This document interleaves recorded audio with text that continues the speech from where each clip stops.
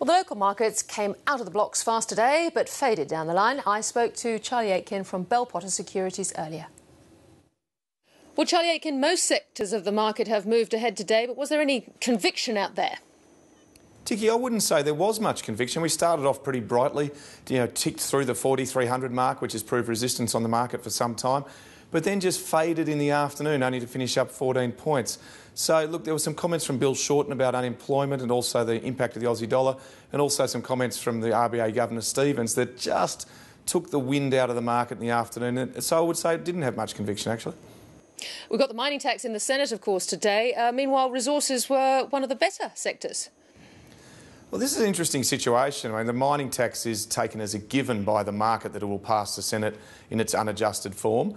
But it could be the situation where we now have clarity in the mining sector. We know what the tax regime is, and analysts and investors can get on with the business of investing in mining equities. I just wonder whether the passing of the mining tax is actually a by-the-fact event in a market type scenario. So we'll see if this keeps going all week. Let's go to some stocks. And David Jones has gone into its trading halt. What do you make of its position given the strategy meeting call for tomorrow and its half-year results on Wednesday? It's hard to believe this is going to be good news, Ticky. I mean, obviously high-end consumer spending has been very weak. There has been speculation about David Jones having an issue with the Amex credit card it issues to its customers and the liability with that.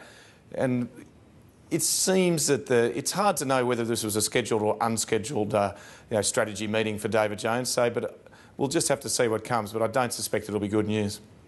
And I see 10 Network is considering what it wants to do with its iCorp outside advertising business. What do you see as its various options?